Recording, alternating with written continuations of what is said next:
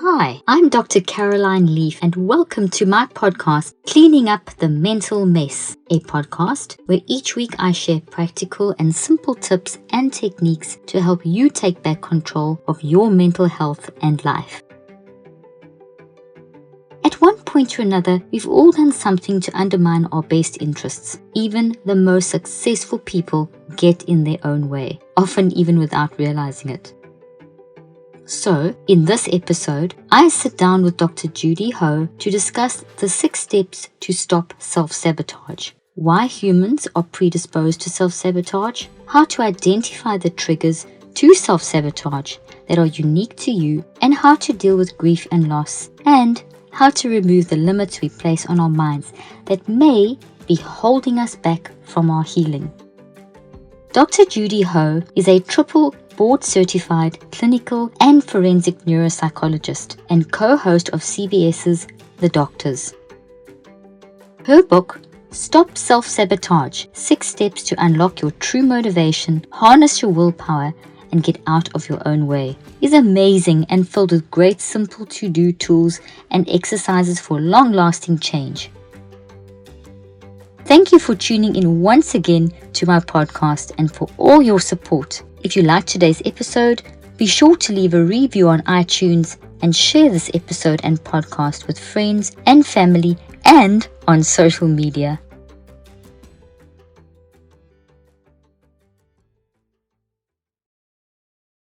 Welcome, Dr. Judy, to the show. I'm so thrilled to have you here. I love your new book. Congratulations. You've just released it, haven't you? Yes, it was. It was just a few months ago. Oh, that's wonderful. Well, it's so interesting, and I've listened to a couple of podcasts, and I'm really thrilled because I believe you bring something really important to the whole world of mental health. So I'm very excited to dive in and share your wonderful knowledge with all my listeners. So thank you for coming. Thank you so much for having me. I'm really, really excited to be here. No, it's fantastic. It's so exciting. Okay, so the first thing I want to ask you is what got you interested in, I know you're a neuropsychologist, that's also my background as well. What got you into neuropsychology and specifically studying or doing research in the field of sabotaging, how we sabotage our thought life? Well, I love neuropsychology because it really focuses on how our brain and how the patterns in our brain really affect our behavior. And I love getting deeper into that concept because people used to think that there was this mind-body dualism, right? That there is this idea of the body being separate of the mind. And now we know that it's completely linked. And so whatever the mind is reacting to, the body will react as well. And I always really was very, very interested in that relationship. And when we talk about self-sabotaging behaviors, that's exactly what we're talking about. It's like you say to yourself that you want to reach a goal, that you want to do something, and somehow, why aren't your behaviors following through with that? How come you're making missteps? And I think it really does go back to our neurobiology. It goes back to something that is very evolutionarily based and something that is really essential to humans that kind of gets turned on its head. So something that was actually very good and survivalist, when taken in the extremes, ends up being a problem. And that's really what I think self-sabotage's roots are. Very, very good. That's excellent. Yeah, I do a lot of work in mind-body research showing how you can't, they're separate, but they integrated, how your mind will move through your brain responds. And I think it's so important that people recognize the importance of our mind. I almost feel we live in a society where we kind of exclude the mind and we don't bring in the body enough. So you make a couple of comments like, I thought people don't realize the impact of our thought life. And I thought, there's another believer in my court. It's one of the things I'm always saying as well is our thought life is vitally important. So I'm really excited you talk about that. Judy, from your clinical experience and research, how do people get stuck? And, let's start there. How do people get stuck? Can you give us some examples and how-tos and how it happens? Well, it's really interesting because I think sometimes when people are worrying or when they're ruminating, like thinking about one concept over and over again, they believe in some way that they're actually trying to solve a problem.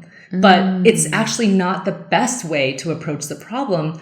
And yet it kind of feels like you're being active. And so then people end up doing it. They end up having all of these self-sabotaging thoughts, or they have the same thoughts over and over again. They keep reviewing their mistakes over and over, but it doesn't then translate into action. Okay, now that's really good what you've just said. You've taken the concept of rumination, where people think they're doing something because they are, but they're not doing something constructive. Right. They're kind of going around, the tread keep going around and around that little hamster wheel, as opposed to moving forward. Exactly. And I think that is something that sometimes people don't realize. Sometimes they think about rumination as something that's completely negative. And I think there's a part of rumination that is your body and your mind trying to do a positive thing. It's trying to solve a problem, but it's not getting anywhere, because the minute one thought appears, then you're chasing after that thought. Then another thought appears and you chase after that one again. And there's no place to kind of step back and say, how do I stop this cycle and actually start to do something productive in my real life? So what is one of the first steps to start doing that? How do you do that? Well, I think a lot of times people ignore their thought life. Like you were saying, it's so important to be attentive to your thought life. I think that sometimes thought life is scary for people. It can be very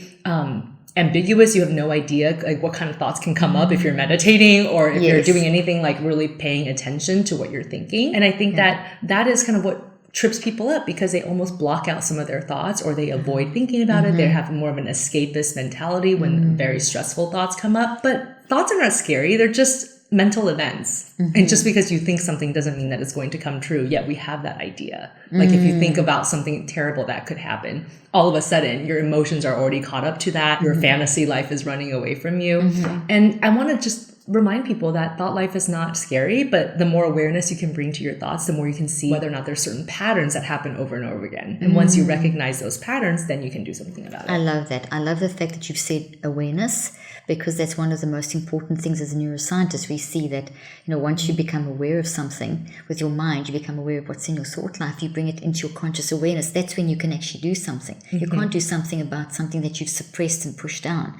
But the narrative today for mental health is very much along the lines of, you have a disease, just that's the thing, you've just got to deal with it and kind of suppress it, as opposed to face it, deal with it, immerse yourself in it. And I see you talk quite a lot about that, of dealing with your stuff, not being scared to face your stuff. Can you talk a little bit more about that? Yeah, absolutely. I think that, oftentimes, especially in our society now and our culture in this current time, there's so much fear of any kind of suffering that, there's a lot of social media, there's a lot of commercials, and just kind of what we see, it's kind of a propaganda of, it should always be the absence of negative emotion. You should always go after. So glad you said this. Yeah, that you should always be going after positive emotions. And yet, how would you recognize something as a positive emotion if you never had the other side? And the other piece of it is, you don't need the absence of negative emotions to live a well-lived life. And so I think now there's been more and more people talking about this idea of values-based living. And if we're living according to our highest values, things that we say are the most important to us, that we want to abide by, that we want to be remembered by, then the path is not smooth. Like, think about any big goal that anybody's ever had, from moving across country to pursue their dream job or getting married, having children. Yeah. There's so many upsides, but there's also challenges. Exactly. And so if you never wanted to have any negative experiences, you would never get anywhere in life. You wouldn't know what the positive feels like, and would you even appreciate the positive? No. And that's you've got to have the balance of both. That's right. Do you think, Judy, I've seen from my experience that people are almost scared to to deal with the depression, to face that it's okay to be depressed, it's okay to be anxious, it's part of life. It's almost so, as soon as people feel you said it yourself earlier on, as soon as people feel any discomfort, they don't know what to do with it, because society's the positive psychology bent and everything's got to be fine all the time. Do you see that fear in people? Are you also seeing that fear in people of being scared of depression, of anxiety, of feelings in general? And that as soon as they feel there's any level of discomfort, it's almost as though, it's bad. Well, it's not good. It's telling you something. Right. How do you feel about that's a really great observation that you just made. And I think that you're right. There's more and more people who do become more fearful of that. And I think it comes from a couple of places. One is maybe they saw that in their parents or in their upbringing, where even their parents are sort of saying, don't talk about your negative feelings. Like, they're giving them some type of life lesson that it's not okay to speak about your negative feelings. But then as they grow up into adults, maybe they've internalized that, but it's being reinforced by the culture. When you look at social media, for example, everybody's posting their best pictures. They're posting their highlight reel. And you think in your mind, because we're social animals, as a comparison, I don't feel that way. My life isn't shiny like that. Exactly. And then it starts to make you feel bad about yourself. And then you want to run away from that feeling, because you don't want to be less than. You don't want to feel like you're not doing as well as somebody else in your life that you're comparing yourself to. And I think that really makes people struggle a lot. But I think, as you mentioned, if people just embrace the fact that depression and anxiety can just be part of the normal experience. It's part of life. We have ways to treat it. Oftentimes it's even transient. It's not going to stick around forever. But it's that if we wrestle with that idea more, it actually sticks around longer. Those negative feelings linger more if you keep shoving them away and never dealing with them. That's so true. That's so good. Now, I know you still practice clinically and you're still seeing patients and you have patients in crises and that kind of thing. What are, when a patient is in a crisis, what are some of the first things that you do in terms of what are some of the first things that you do, and also how are they getting to those places? How do they get there? How can you help them get out of those places? What are you doing to manage that?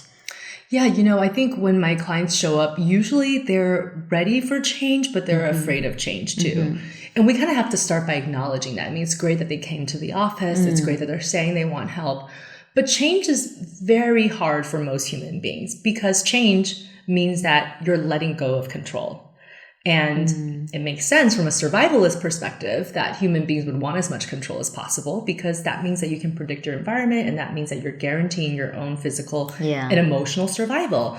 But of course, most things are not what they appear. And most of the times you think you have control and you really don't anyway. Yeah. And so we have to sort of deal with that idea first, this idea of change. I mean, we talk about this. There's a saying, the devil you know is better than the devil you don't know, right? Yeah, and I think that's why people get into these sort of patterns, whether it's a bad habit or whether it's something that's even more sinister, like maybe they're struggling with drug and alcohol abuse. And yet, somehow those negative outcomes that they keep veering themselves towards is still easier to conceptualize than a future where things could be more positive and they could have better relationships, because they wouldn't know how to deal with that because they've never dealt with it before.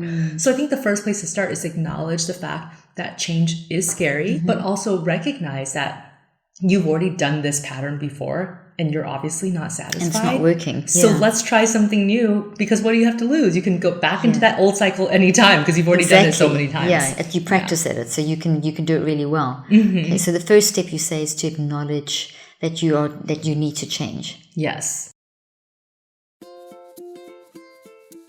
Before we continue with today's podcast, I want to take a moment to tell you about a product I am so excited about and cannot recommend enough. Four Sigmatic. Four Sigmatic makes healthy and organic coffees, elixirs, blends, and so much more that are not only delicious, but also very nutritious and great for brain health. Right now, I'm drinking my favorite product, the coffee mix with lion's mane and chaga, which really helps keep me focused and boosts my mental clarity. And for all of you listening today, you can get 15% off your entire order with the code Dr. Leaf, spelled DRLEAF, F as in Freddy, at checkout, or go to 4sigmatic.com/Dr. Leaf. The link will be in the show notes.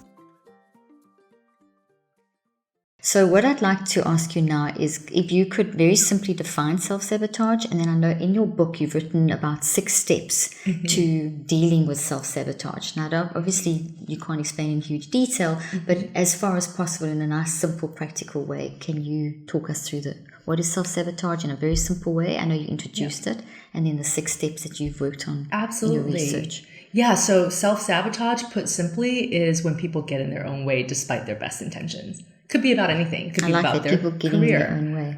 Yeah, it could be about their career. It could be about relationships. It could be about trying to change a bad habit.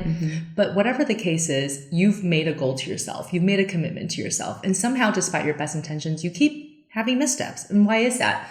A lot of times people have a lot of shame about that. They think, oh, maybe if my willpower was just stronger, or maybe if I had more motivation, they beat themselves up. But that's not productive, because self-sabotage is universally wired. We all have the propensity to do it. And it's because all human beings have just 2 main drives. All of us do. And it's to attain rewards and to avoid threat.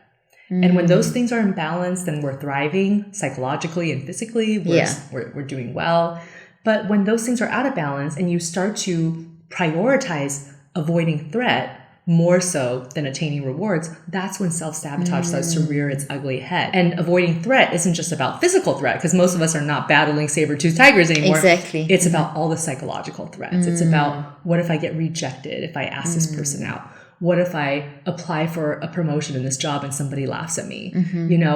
It's all of those things that end up holding us back. And we forget about the fact that if we were to achieve that award, it would be so rewarding, and it would just propel us towards even better outcomes in the future. Fantastic. That's really good. Okay, so you speak about your 6 steps in your book. Can you talk about? Yeah. Well, the first thing that I have people do is look at their underlying drivers for self-sabotage. And I have an acronym, and the acronym is LIFE. Yes. That was one of the questions I wanted to ask you. Yeah. So it's just an easy mnemonic for people to think about the 4 major factors that tend to lead people to self-sabotage. So L stands for low or shaky self-concept. If you don't believe that you deserve better, you're not going to do better, right? And that's really a very simple way to put that particular acronym together. I, internalized beliefs, is things that we learn from childhood, whether that we picked it up from our parents or our upbringing or other important adults. If our parents were very anxious and nervous Nellies, we might become like that too. Yeah. F, as we just discussed, is fear of the unknown or fear of change. And that can affect a lot of different individuals.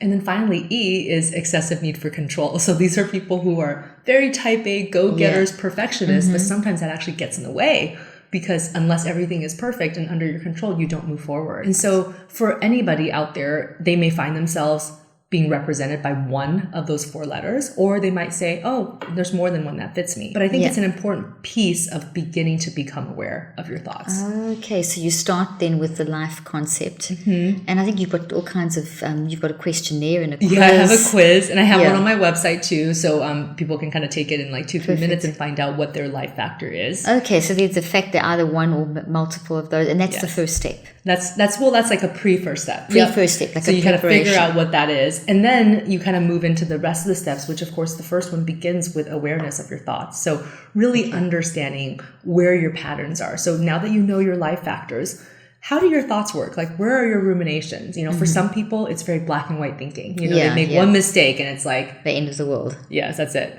Or for other people, they do too much social comparisons. It's always about comparing themselves to somebody else and how they never measure up. And then for other people, it could be things like catastrophizing. Before you even get there, you're already thinking about all the horrible things that can happen. So once you figure out kind of where your thoughts get stuck, we then talk about ways to address those thoughts. Okay. And so the next step is really about intervening on those thoughts. And I think in traditional cognitive behavioral therapy, we talk a lot about thoughts and how we might have to change unhelpful thoughts into more helpful ones. But sometimes you might not be in the mood to do that because you're going to using more of the ACT therapy type model. Please go ahead and explain that. I love a very ACT. important point.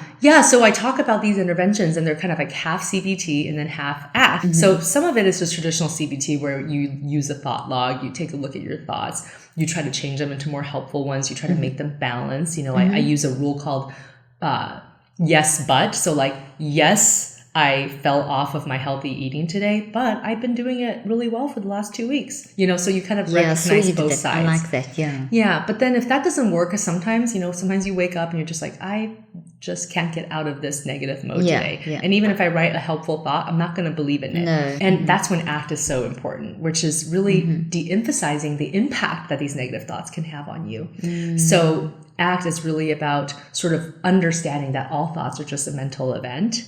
And I have one really quick technique where you basically just label the thought as such. So if you have a thought like, I'm never going to reach my goal, then just putting a clause in front of it, like, I'm having the thought that I'm never going to reach my goal. And all of a sudden, it doesn't feel like it's definitely going to happen anymore. It's because you've labeled it. It's more just and you almost, you've changed its context, haven't you? Instead of it being me in this moment now, you're kind of standing back and acknowledging it, saying you're having that thought, but it's not who you are at the moment.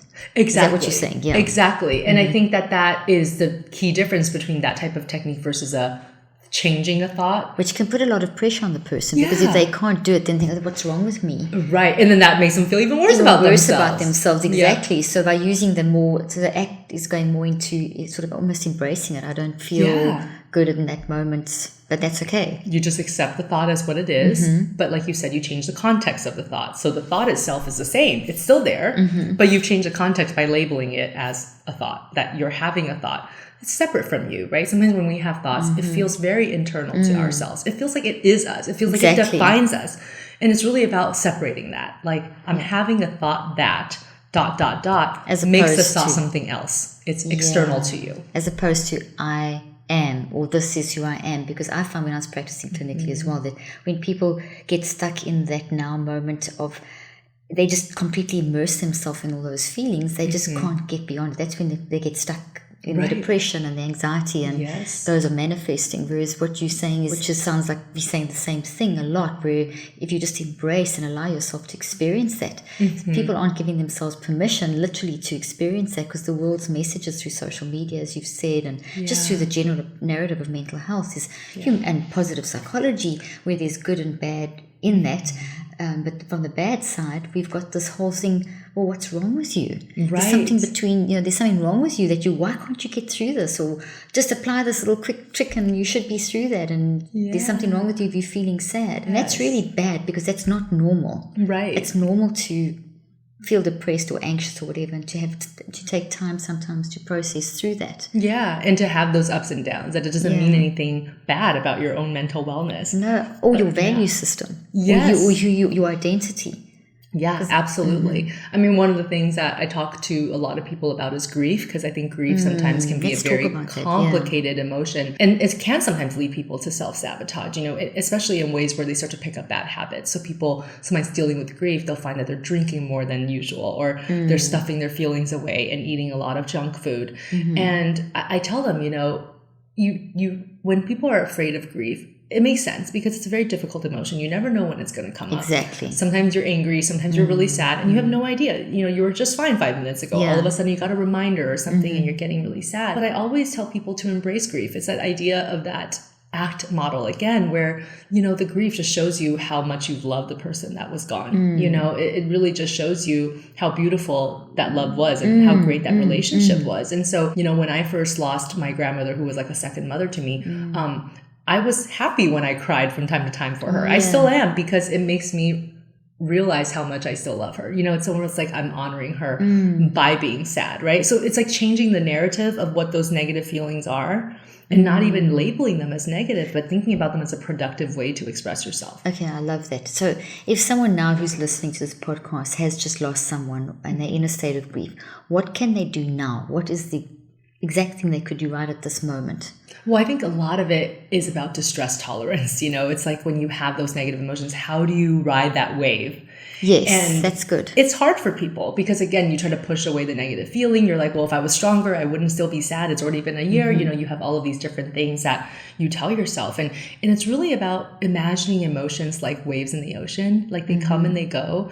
And if you ride them, then you're in control of them. But if you're fighting them and you're trying to go against them, and you're trying to push them away, you're just going to get towed under, right? And so it's idea of recognizing that emotions are fleeting, and if you just ride the wave, they'll actually pass. The negative emotions will actually pass a lot sooner than if you're fighting them. And then the other thing that I also think is very helpful for distress tolerance is also just to do the opposite of how you feel. Sometimes people forget that actually does help. There's a lot of research that shows that even when you're not in a good mood, if you force yourself to smile or force yourself to half smile, it actually does improve how you feel. And so remembering that when you think about that cognitive behavioral model, your thoughts can drive your feelings and then their feelings can drive behaviors, but it can go the opposite way too. That's not a fixed thing. Yeah. That's almost too simplistic, isn't it? If you think of it, it's much more complex. That's right. So and they're all interrelated. So when they're riding that wave, how do you help them manage riding that wave? So some people can get lost and drown in the wave. It gets really difficult. And I think that, oftentimes I try to get them to imagine and personify the feeling as an object or a person. Yes, I read that in your work, and I love that. Yeah, I think it's helpful only because, there's a lot of research now that shows that is helpful, which is really cool. Recently, there was a study that came out of China where they took some inspiration from the movie Inside Out. Yes, I love that movie. Yeah, I did too. And they basically told all of their participants, imagine a negative emotion as a person, a character, like give them features, give them a face, give them a tone of voice, and that those individuals compared to the other group, which were just to imagine emotions as a regular emotion, no other descriptors, they ended up feeling those negative emotions less intensely. So the people who imagined them as people actually felt the negative emotions in a less stressful way. And it seems to be even more powerful than speaking it, because you can speak them out. You can speak them out specifically. Yes. Or you could speak them out specifically, and you can actually imagine them as you say, a person or even an object. Yes, absolutely. And you find that works with, has that helped your clients in dealing with grief, or in dealing with all kinds of different... All kinds of things. Yeah, I think a lot of it is about sort of a mindfulness exercise I like to do with my clients, having them take that negative emotion, imagine taking that negative emotion out of their body and onto the table and examining it and giving it features, So almost like literally physically doing that, take that out of you and put that... What about grief? Would that work for grief as well? If people are feeling unbearably weighed down, I'll give you an example. Just recently I was doing a conference and one lady came up to me at the book signing and she was wearing a heart monitor, and it was because she had just lost her husband. I think it was honestly a couple of weeks prior to this conference, and it was part of what she does, so she had to be there. And she said she's had to wear the heart monitor because she's literally, the situation where you can literally die from grief, where her heart, she was experiencing tachycardia and all kinds of things.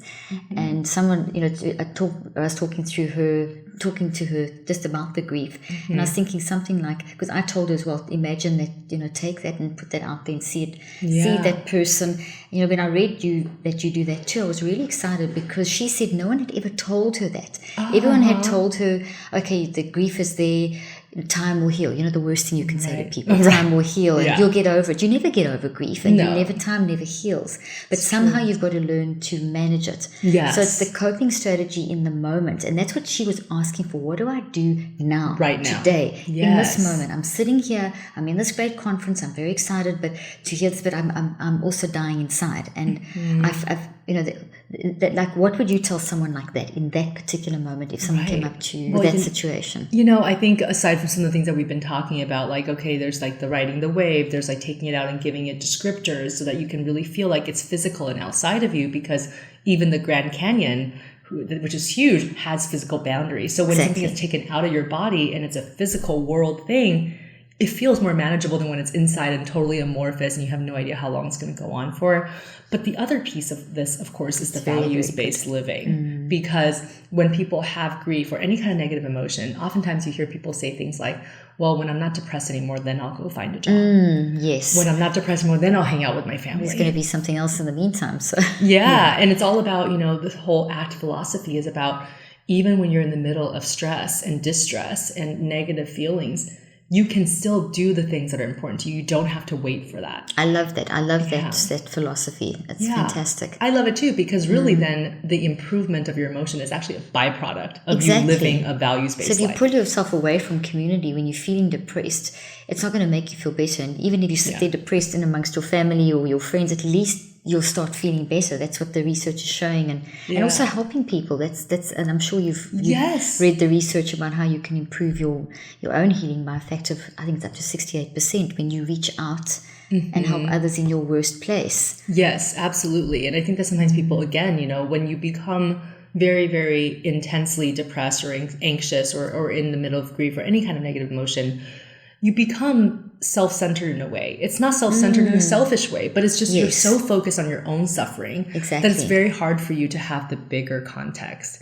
And yet that feeling of meaningfulness and something bigger than yourself and belonging to something, all of that pulls you out of those negative emotions. And so it's probably the last thing that people want to do when they're not feeling good, but connecting with a community, doing something nice for somebody, all of those things help you lift out of that dark cloud. What is if someone is in that, they don't even want to get out of bed? I mean, they literally just want to give up. They don't want to live anymore. What is something that you could tell them and also their families? How do you help a family help a loved one? So let's start with, what would you tell that person who's really, really in a bad place? They just don't want to carry on. They don't have the energy. Start with that, and then we'll talk about the family, how we can. Well, I think when people are feeling that bad, they're so easily overwhelmed and they think too far ahead almost. That's good. And it's really about taking things one step at a time, because sometimes they'll say, well, it's overwhelming to even think about getting dressed. And it's like, okay, but let's not think about that just yet. What's the first thing that you have to do? Do you just have to sit up in bed and do that? Okay, now what's the next thing that you have to do? But people take themselves too far down. A lot of times people become overwhelmed because they're thinking, oh, and then I've got like 5 other things that I have to do, and I haven't cleaned my house, and then all of a sudden they just and all the expectations that other people have of them, that can also it's very stressful because they don't want to cause pain to the people that they love either. And so I just say, take it one step at a time. And then once you finish that step, then ask yourself what the next step is. But you don't have to plan out your whole day. And those are tiny steps, like even go to the restroom, clean your teeth, maybe you walk to that next room or something. So it's those tiny little steps. And then to reward yourself in terms of maybe then sit down and relax a little bit more, watch TV or something like that. Is that? Yeah, exactly. It's like take it one step at a time and just do what's needed in the moment. That's really important too. Sometimes people think, oh, I have a million other projects I haven't finished. That's not the time for that right now. That's sabotaging, isn't it? That's very sabotaging. Yeah, people think like too globally when they don't need to, when they can really take life moment by moment. And so that's what I tell people who are suffering is like, what's the next step? You don't have to think 5-10 steps down the line, right? Love that.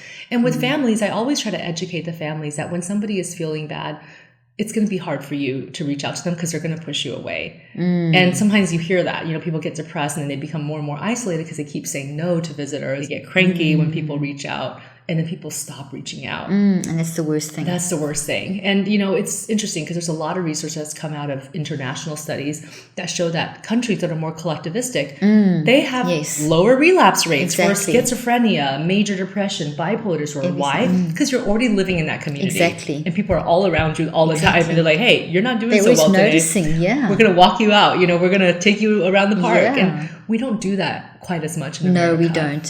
Have you seen that study that came out of Berkeley? You probably have read the study where they interviewed the Japanese. They went to Japan, interviewed a lot of people in Japan, and then they interviewed them in America. And the question they asked them was, what is the most important thing for you as a person? Yes. And in Japan, which is much more collectivistic and community focused, their answer was to be an important part of community, to contribute to community, and to be part of. So it was all their focus was on that, on the community. In America, it was my passion, my goals, my vision, me, myself, and I. It led to a whole lot of other studies, and that just comes back to we're not meant to be individuals. We're not meant to just be focusing on ourselves, and we also need each other to help us through, which is what but when it comes to the family. Yes. When people say, I don't want help, what they're actually saying is, I do want help. Is that not? Yeah, absolutely. Correct? Community is so huge. And I think also in more westernized countries where there's more individualistic tendencies, this idea of an identified self becomes more and more of a problem. Again, if you don't reach a goal, then it's all your fault. Then you beat up on yourself. Any emotion, any negative thought you have is all about you and all of your deficiencies. Whereas when you live in a community and that's your value, there's so many different ways to feel better when you're having a bad day. Exactly. Because it's not just about what you accomplished that day as an individual or who you are in terms of a personality trait. It's about what role are you serving your community? Like, are you still a good mom? Are you still a good friend? Are you still a good teacher? All of those things are equally important. And I do think that we can take some things from collectivistic cultures that can really help with our own mental wellness.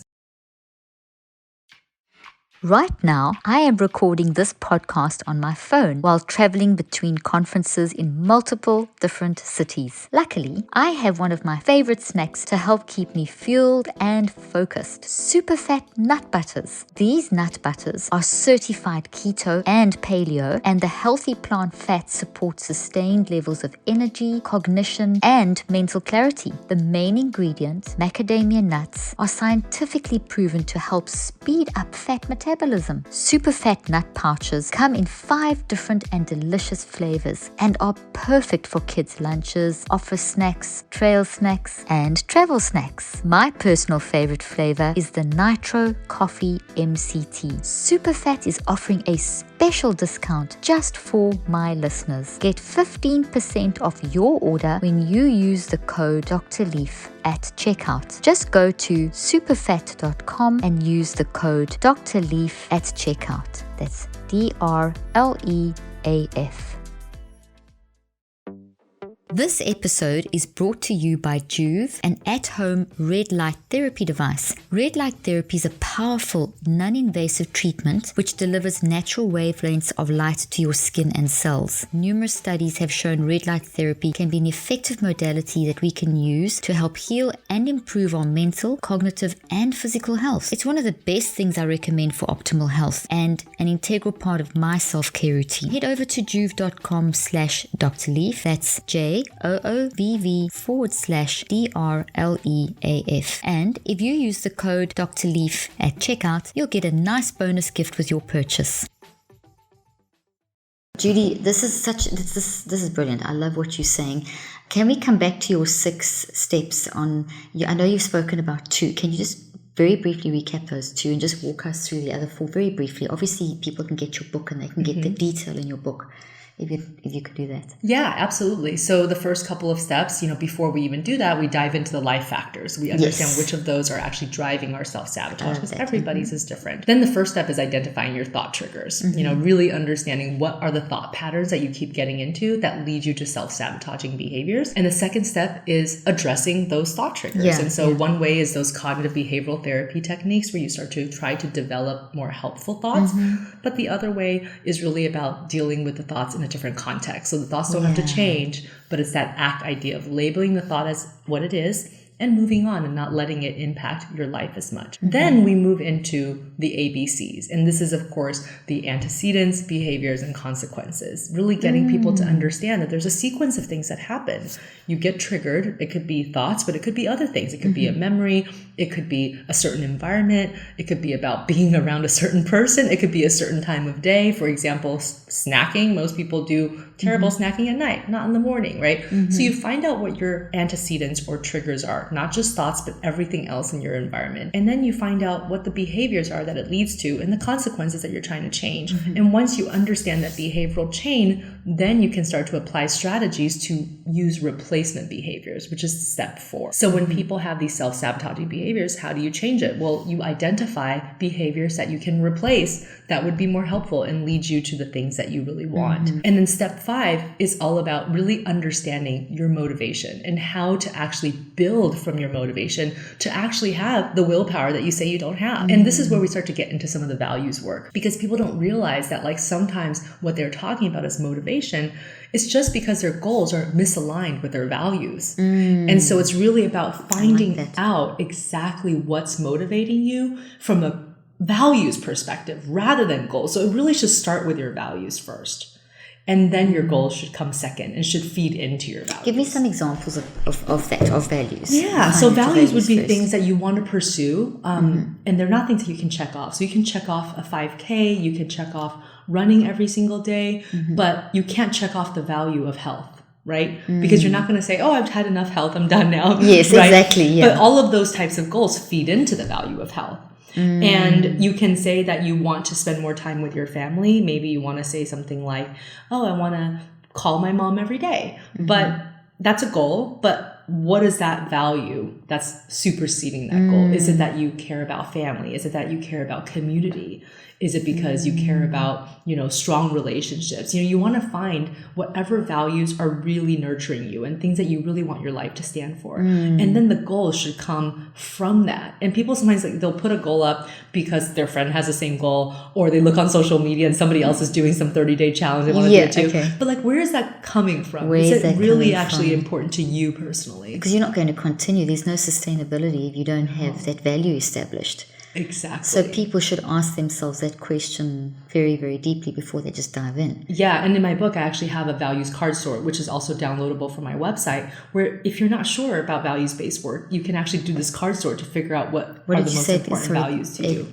It's a card sort. So it's basically like a little game that you play. It's almost like a little solitaire game that you play where you sort your values from top to bottom so that you can really understand what your top values are. Do you find a lot of your clients in your practice battle to sort their values? Is this a general problem in this day and age? I do, because I think we're so focused on goals that when I start to talk to people about values, they're like, I don't know what my values are really. They're like, we haven't thought about that in a long time.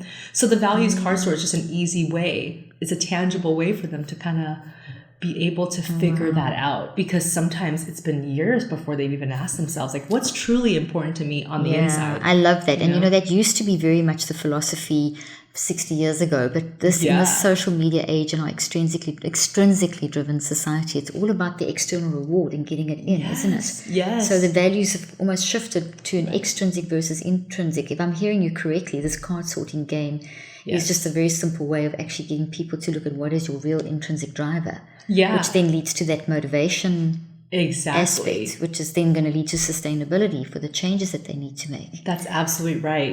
Motivation comes from within. It doesn't come just from looking at somebody else's goals and seeing how they did it. It's really about you. And really, this is not necessarily a new philosophy because it's thousands of years old, right? Exactly. Plato and Aristotle talk about this, but then we lost our way at some point.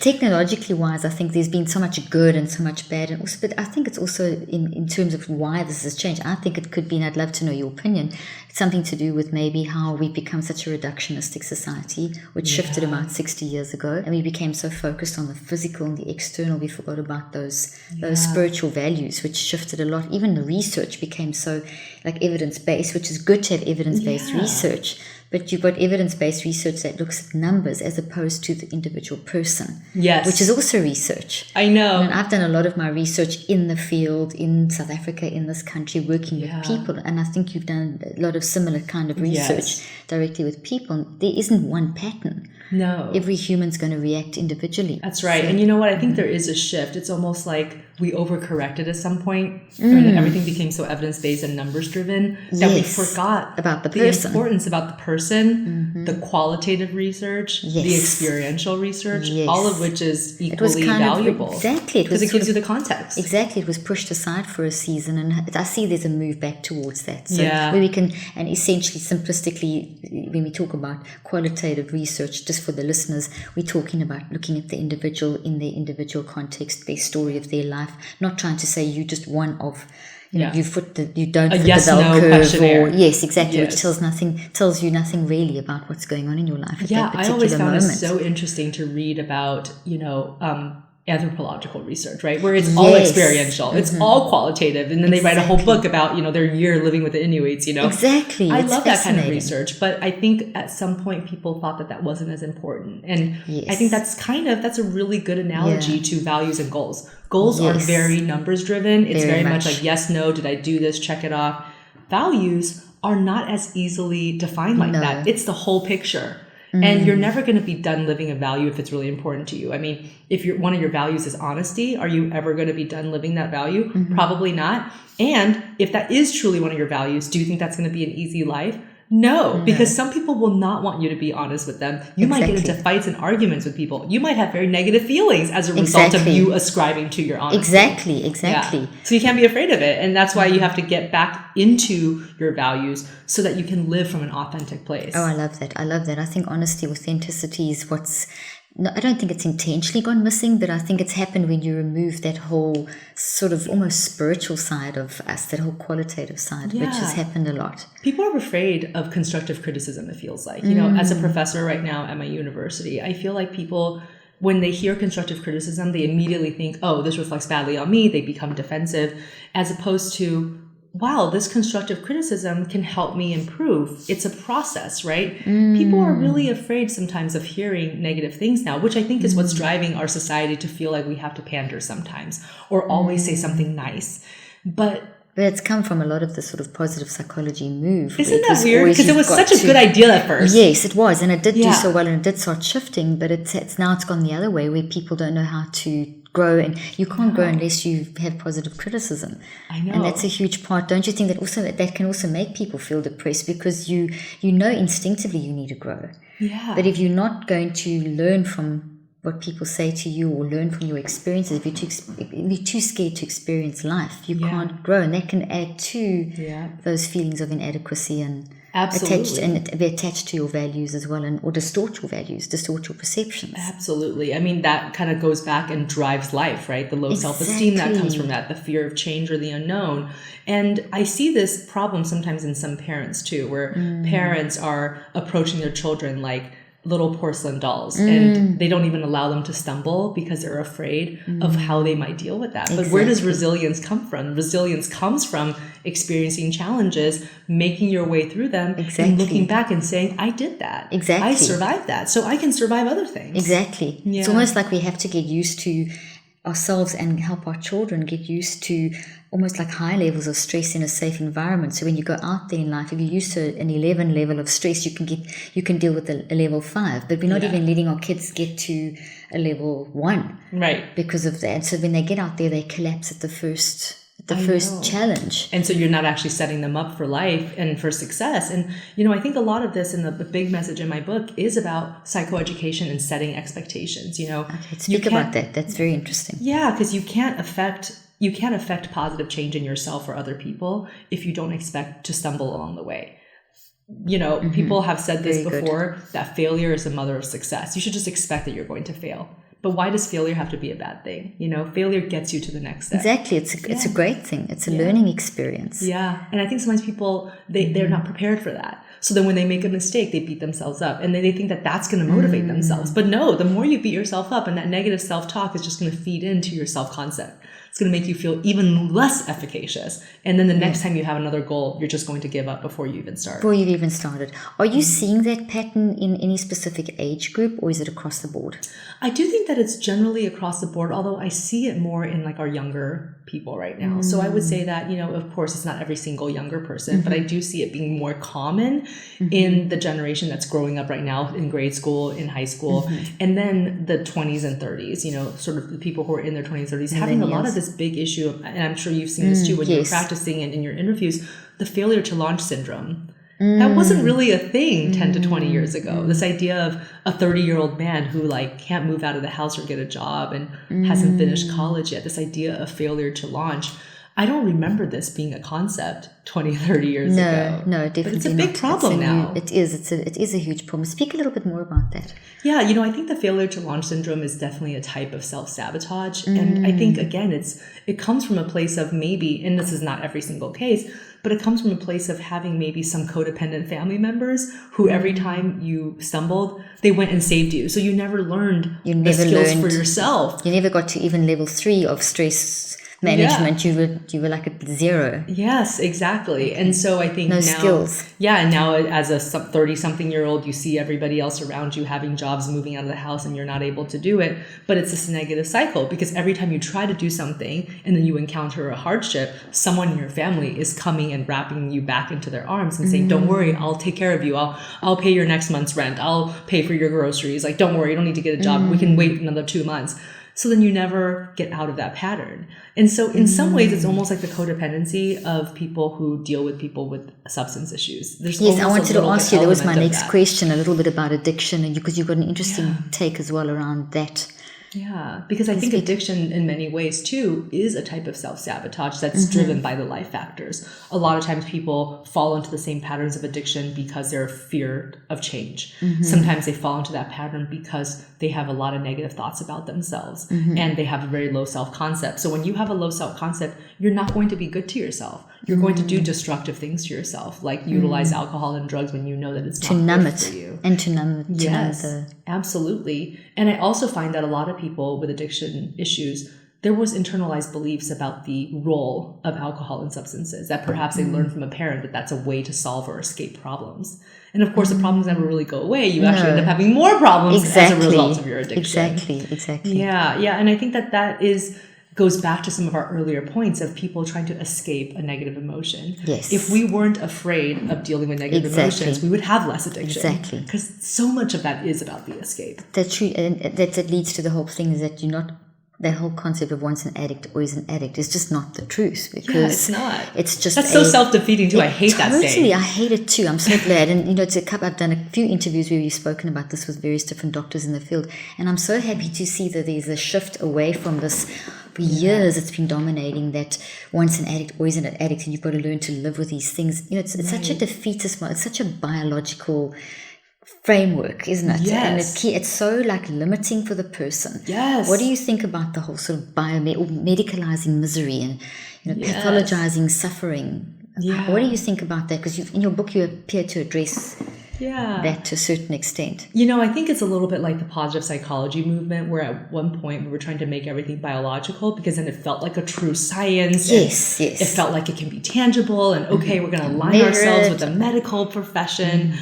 But I think 10 steps and right. But I think that it got turned on its head at some point, because at first it really was helpful just so that the person doesn't keep blaming themselves. But then it became this issue of, well, then if it's biological, I can't do anything about it. And it takes away their confidence, their self-efficacy, their ability to see that it's changeable. And so it's not that simple, obviously. Nothing is that simple. You can't just identify it as a biological problem that can never be changed. And also biology can be changed. And that's what's most amazing about, us human beings, is that there is so much that you can do at any point in life to build resilience and to change your path. And so, so my whole thing about the biomedical model is that it served a role, but people bought into it in a way that became harmful. It kind of tipped on the other side, didn't it? Instead of bringing balance, it became all about that physical, reductionistic, classical kind of biomedical model. Everything's biological. Yeah. And I see the shift, like you were saying, talking to doctors. I'm sure you've noticed that a lot of physicians who were, trained in traditional medical programs are now saying, but we see a role for holistic health. Like we see the role. Yeah, well, they've been put under so much pressure to everyone. People, 90% of prescriptions are coming from doctors when it comes to mental health, but they have no training. I train physicians, and they don't have training in mental health. They don't know what, but they're seen as the mental health experts. You've got to be a medical doctor, right? Even more so than someone like yourself or myself who have spent our entire career studying mind. You've got that's that shift of the biomedical, and the doctors are under pressure. I mean, one physician a day commits suicide, and it's due to a multiplicity of factors. But we have to look at mental health differently, not as just this biological thing. So when you talk about sabotaging thoughts, you've really brought that mind component in. You've really brought that, and you've brought the person back into the situation. Right. You're not telling the person you're sabotaging thoughts because you've got a broken brain. No. You're actually telling someone that, hey, these are thoughts that are like it's thoughts that are doing what they shouldn't be doing, and you can actually do something. You can use your thinking to change your thinking. Right. I was involved in some of the first neuroplasticity research back in the 80s with traumatic brain injuries and mind-brain changes and things. And that's what I've spent my whole career researching, the mind-brain and how you directed neuroplasticity. And so when I read your work about sabotaging thoughts, it's very exciting because you are really showing people how to use the mind to actually change the structure of the brain. Yes, that's exactly what we're trying to do. People. Yeah, because again, people think about biology as totally unchangeable, and yet we've seen research, right? Like genetics change. You change over the course of your life. When people have PTSD, for example, we find that sometimes their amygdalas are enlarged. That actually it's devoting basically more of the brain to processing whatever you fear. Think about the most will grow. Yeah, and then of course, once people have gone through PTSD treatment, the amygdala shrinks back down to a normal size. And so yes, your thoughts and your patterns and how you behave and how you choose to live your life can actually change the actual biology, the actual structures of the brain. Yeah. I think that is powerful because people don't realize that. They think, they don't. Well, once I've already had this biological injury or whatever they want to call it, that's it. It's done. Yeah. I'm done. They've almost equated things like depression with things like cancer, and it feels uncontrollable. I've just finished a clinical trial now where there's many different aspects to it, but we were using QEEGs, and we saw that when you give people mind management, which is pretty much how to manage those thoughts that are sabotaging you over a period of time, over 9 weeks, we saw people that had in the enlarged amygdalas, we had lower prefrontal cortex activity, we had like hyperactivity in the parts of the brain that you don't want, too much high beta activity, and we saw just giving mind management skills, someone who was totally depressed, not sleeping, over a period of 9 weeks with mind management, the depression literally lifted, and the sleeping, but it wasn't just some magic pill, it was the process of finding out the root cause, and you've expressed this so beautifully with your the life values, the life process, your acronym, and then going to the process of defining your values and finding the cause. It's work. So my point of this statement is it's a lot of work. Yes. Do you find people resist the amount of work involved in the mind? Yeah, I think they do. And I think sometimes people are just always looking for that magic bullet. And I start my book by saying, sorry, if that's what you're looking for. This is the wrong book. It's the wrong book, and actually I don't think anybody can promise that to you. And if they did, they would be frauds because but they have been. It takes work. Taking the tablet, taking the little 10 steps, Yes, and it's never that easy because there was time that it took for you to establish these bad behaviors or things that you want to change. So it's going to take time for you to shift. But the powerful thing is if you take the time to do it, it will shift. Everybody is capable of change at any age. Exactly. And that's beautiful. Say that again. That's so good. Everybody is capable of change at any age. And we see that even in the brain, right? When people think, okay, well, my brain is aging. I've had a traumatic brain injury. It's not going to recover. And yet you even find, yes, of course, as you get older, your brain is a little less plastic, but there is still change. But it's a different kind of plasticity, because there's a lot of, you can still, no matter what your age. My oldest patient was an 83-year-old 78-year-old, who wanted to become, he couldn't fly anymore, he was a pilot and wanted to become an accountant. And he studied at 84, he qualified as an accountant. Wow. And that was, so it's, I've had patients that have got literally so much brain damage that they had been written off as vegetables getting university degrees. I mean, those are quite extreme. Right. But I know you've probably seen the same thing, people that feel completely hopeless and then going to a point where, what is the factor that you have seen that where you see those kind of changes, where people came to you in a complete, maybe they were cutting themselves, maybe they were in a point where they were just like eating disorders and just whatever, all those emotional and physical warning signals. And then there's this transformation and you start seeing the progress. What is the key? What's the key that you have seen in that transformation? I think the key really is all in the mind, and that they finally made the shift of taking the limits off of their own mind. Okay, that's brilliant. Please say that again. People need to hear that. They take the limits off of their own mind, because the mind is limitless. Love it. But you put that limit on yourself at some point, whether it's with the life factors or something else. You're putting that limit on. I can't do this. My parents didn't get to do this. I'm too afraid of change. It's too late for me. I'm already in my 50s. I'm not going to change now. Those are limits that you put on your own mind. And that's mind work. Those are mind limits. You're doing that with your mind. Yeah, it's not your brain. It's your mind. Your brain just does what your mind tells it to do. Yeah, exactly. So I love the fact that you said that that's mind, because there's so many people that are going through tremendous physical pain, and it's it feeds back. Obviously, if you're in a lot of pain, it's going back into your mind, and those people very often will insist that this is not something that they have any control over. Right. And yes, you can have. You can have an issue around, obviously, the physical that happens, but you still got your mind that you can use to help manage that process. Exactly. I don't know if if you've worked with anything like that in your practice. Yeah, absolutely. I mean, I think that people sometimes forget that that's a feedback loop, They neglect to think about it that way. And everything is interrelated. But that's also the beauty of it, Exactly. You can kind of choose one system to work on the other system. Exactly. And that's why it's so cool. It's fantastic. Judy, is there anything else that you want to say about that we haven't covered in your book, or that you'd like to... anything else you'd like to say about your book specifically, and then we'll go to a wrap-up statement. Oh, well, thank you so much for having me. You're brilliant. You're so much fun to talk to. Oh, no, you and I could talk all night. I could see that. I feel like we could go on forever. Yeah. But thank you so much. It really is an honor to be here. And if anybody wants to check out more of this work, I actually do have a bunch of free resources on my website. Wonderful. So even without purchasing the book, they can do the live quiz. They can check into the values card game that I have. And my website is drjudyho.com. That's amazing. And now the last question I have for you is, what keeps you up at night, and what gets you going in the morning? What keeps me up at night right now is just how isolated we all really are sometimes. Oh, wow. Good one. Just being able to be here with you in person has been actually a really, really wonderful experience.